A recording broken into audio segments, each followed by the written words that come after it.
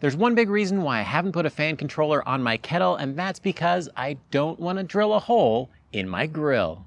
Enter the Spider Venom. It's a fan controller that can be added and removed from your grill without any permanent modification. I've had this for 3 months, and that means I've been able to do a bunch of testing so I can tell you the things that are really good about it, the things that are missing, and the things that they still need to iron out. In the interest of disclosure, Spider Grills sent me the Venom for the purpose of this review, but they're not paying me. So let's jump into the assembly and the first cook. I installed the Venom on my Kettle Original because it doesn't have an ash pail or thermometer, but the Venom does, so it's a win-win. I suggest flipping the kettle over on a soft surface for installation.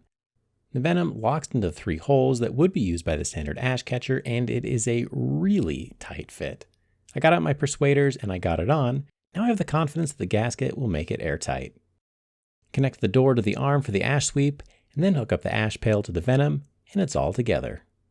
The Spider Venom needs power to run the fan and controller, and then it monitors the temperature in the kettle with a probe that comes included with the kit.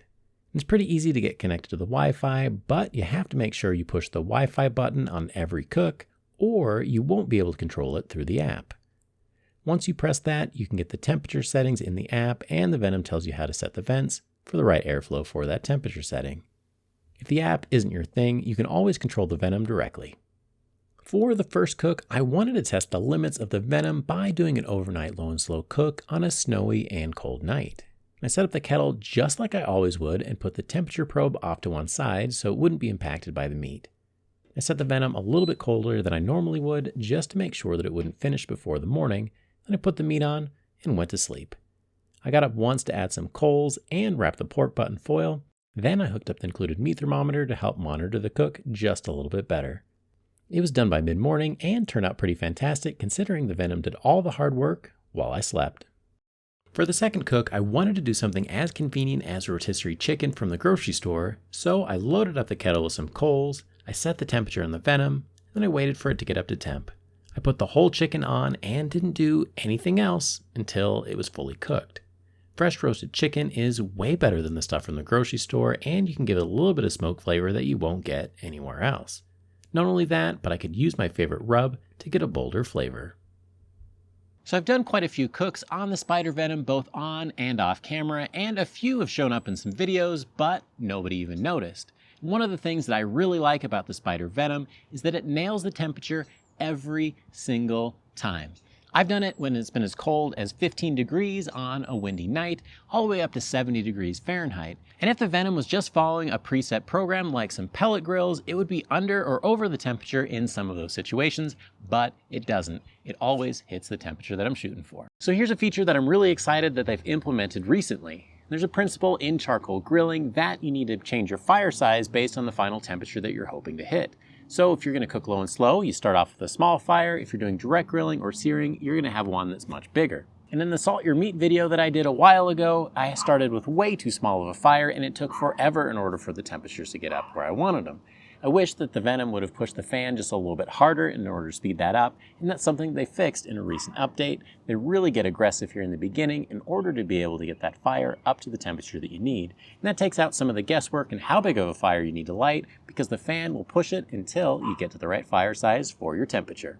That said, I really appreciate the thought that went into the Spider Venom and the programming that they did. Because if you've done much grilling on a kettle grill, you know that if you overshoot your temperatures, it's really hard to pull them back and get them back in the range that you're hoping for. So the Venom modulates the fan so that way it nudges those temperatures up, and as it gets close, it backs off so that way it doesn't overshoot and you end up just in the right temperature range that you were shooting for. So I'm gonna nerd out for just a second here. I wanted to look under the hood and see how the Venom worked and how it would manage to be able to change your temperatures from anywhere in the world. And what I found is the Venom connects to the Amazon Web Services through an encrypted connection. And it's really helpful because you don't want your neighbor intercepting that communication and coming over right as your brisket is getting done. The benefit of having that in the cloud means that you can connect to their servers from anywhere that you have an internet connection and adjust the temperatures on your grill. I used that to my advantage and monitored the cook while I was out on a bike ride, and I pulled over to the side of the road and adjusted my temperatures on the fly. Super convenient because it meant that I could get back to my workout. But there is one big caveat with your Venom connecting to the internet. It has to be on 2.4 gigahertz Wi-Fi and not 5 gigahertz. There's been a few people that have complained about that and wish they had more compatibility, but they did it for your advantage. It's because 5 gigahertz Wi-Fi doesn't go through as long of a distance as 2.4, and since your grill's going to be outside and probably pretty far from your access point, that makes it so you have a more reliable connection, but it does mean that you might have to configure your access point to make sure it enables that 2.4 gigahertz. Now for some of the not so great things. I've had the Venom for a few months and I've held my review back for a little while because I was giving them a little bit more time to fix some of the issues. And some of the things I'm going to bring up are either fixed or are in progress, so they may be fixed by the time you buy yours. And the first one is one that they fixed since I originally shot this video, and that is the alerts weren't working in the app. So if you set a timer or a temperature limit, your phone wouldn't alert for you and you might overshoot if you weren't paying attention.